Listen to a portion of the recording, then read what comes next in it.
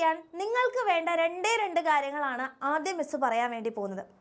ഒന്ന്, JEE crack ചെയ്യാൻ വേണ്ടി അതിനുള്ള പ്രിപ്പറേഷൻസ് നടത്താനും നന്നായിട്ട് ഹാർഡ് വർക്ക് ചെയ്യാനുള്ള ഒരു മനസ്സ് നിങ്ങൾക്കുണ്ടോ എന്നുള്ളതാണ്.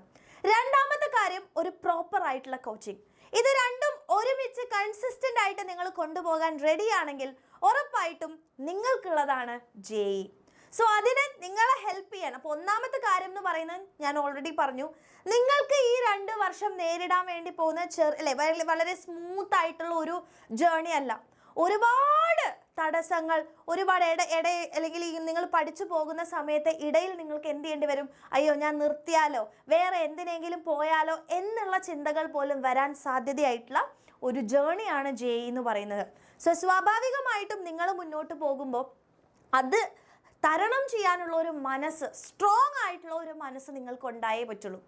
അതിൻ്റെ കൂടെ നമ്മൾ പ്രോപ്പർ ആയിട്ടുള്ള ഒരു കോച്ചിങ് എടുത്തിട്ടില്ല എന്നുണ്ടെങ്കിൽ ഉറപ്പായിട്ടും നിങ്ങൾക്ക് എന്ത് ചെയ്യാൻ പറ്റില്ല, ഈ ഒരു ജേർണി സുഖമായിട്ട് കൊണ്ടുപോകാൻ വേണ്ടി പറ്റില്ല. ഒറ്റയ്ക്ക് നേടിയെടുക്കുക എന്ന് പറയുന്നത് വളരെ ഡിഫിക്കൽട്ട് ആയിട്ടുള്ള ഒരു കാര്യമാണ് ജെഇക്ക്. സോ ഏറ്റവും ഇമ്പോർട്ടൻ്റ് ആയിട്ട് നമ്മൾ നോക്കേണ്ട കാര്യം പ്രോപ്പർ ആയിട്ടുള്ള ഒരു കോച്ചിങ് എടുക്കണം. സോ നിങ്ങളെ ഹെൽപ്പ് ചെയ്യാൻ നിങ്ങൾക്കറിയാം, +1 നിങ്ങൾ ബോർഡ്സ് പഠിക്കുന്നതിനോടൊപ്പം തന്നെ ജെഇയുടെ കോച്ചിങ്ങും കൂടെ നമ്മൾ പ്രൊവൈഡ് ചെയ്യുന്ന ബാച്ചാണ് യോധ ബാച്ച് എന്ന് പറയുന്നത്. അപ്പോൾ +1 യോധ ബാച്ചിൽ നിങ്ങൾ ജോയിൻ ചെയ്യുകയാണെന്നുണ്ടെങ്കിൽ ഉറപ്പായിട്ടും ഈ ബോർഡ്സിൻ്റെ കൂടെ തന്നെ നിങ്ങൾക്ക് ജെഇയുടെ കോച്ചിങ്ങും കൂടെ മുമ്പോട്ടേക്ക് കൊണ്ടുപോകാൻ വേണ്ടി പറ്റും. അതിന് കൺസിസ്റ്റൻ്റ് ആയിട്ട് നിങ്ങൾ പഠിച്ചു പോവുകയാണെന്നുണ്ടെങ്കിൽ ഉറപ്പായിട്ടും നിങ്ങൾക്ക് നല്ല റിസൾട്ടിലേക്ക് എത്താൻ വേണ്ടി പറ്റും. സോ ഫസ്റ്റ് ഓഫ് ഓൾ നിങ്ങൾ അറിയണം എന്താണ് യോധ ബാച്ചിലുള്ളത്, എങ്ങനെയാണ് യോധ ബാച്ച് നിങ്ങളെ ജെഇക്ക് വേണ്ടി പ്രിപ്പയർ ചെയ്യിപ്പിക്കുന്നത്. ഒന്നാമത്തെ കാര്യം, നിങ്ങൾ +1 സ്റ്റാർട്ട് ചെയ്യാൻ വേണ്ടി പോവാണ്. സോ സ്വാഭാവികമായിട്ടും നിങ്ങൾക്ക് ബോർഡ്സ് പഠിക്കണം. അപ്പോൾ ബോർഡ്സിൽ ഏറ്റവും നല്ല ക്ലാരിറ്റിയോടുകൂടെ പഠിക്കുക എന്നുള്ളതാണ്.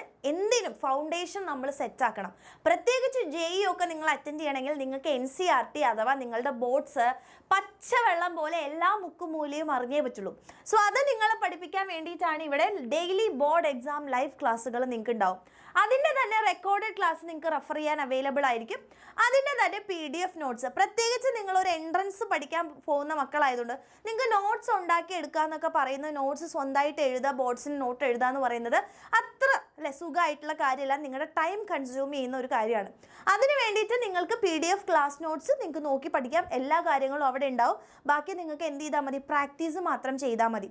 അത്രയും സമയം നിങ്ങൾക്ക് ലാഭിക്കാൻ പറ്റും. ഇനി രണ്ടാമത്തെ കാര്യം, ചാപ്റ്റർ വൈസ് ആയിട്ടുള്ള വർക്ക്ഷീറ്റ്സ്. ബോർഡ് എക്സാമിൽ നല്ല മാർക്ക് നമുക്ക് വാങ്ങിയെടുക്കണം. കാരണം വേറെ ഒന്നുമല്ല, ജെഇക്ക് നമ്മുടെ +2ൻ്റെ മാർക്സ് ആവശ്യമാണ്. അപ്പോൾ അതുകൊണ്ട് തന്നെ ഇത് 75% നിങ്ങൾക്ക് എന്തായാലും എന്തിൽ വേണം, +2ൽ ഉണ്ടായാൽ മാത്രമേ നിങ്ങൾക്ക് ജെഇ ക്രാക്ക് ചെയ്യാൻ പറ്റുള്ളൂ. അപ്പോൾ അതുകൊണ്ട് ചാപ്റ്റർ വൈസ് ആയിട്ട് നിങ്ങൾക്ക് ക്വസ്റ്റ്യൻസ് നിങ്ങൾക്ക് അവിടെ നിന്ന് തരുന്നതായിരിക്കും. ചാപ്റ്റർ വൈസ് ആയിട്ടുള്ള എക്സാംസും പ്രീവിയസ് ഇയർ ക്വസ്റ്റ്യൻ സൊല്യൂഷനും നിങ്ങൾക്ക് കിട്ടും. ഓക്കെ, ഇനി CBSEക്കാരാണെന്നുണ്ടെങ്കിൽ CBSEക്ക് സെപ്പറേറ്റ് PYQവും സെപ്പറേറ്റ് ക്വസ്റ്റ്യൻസും CBSE കോർണറും സെപ്പറേറ്റ്ലി ഉണ്ട്.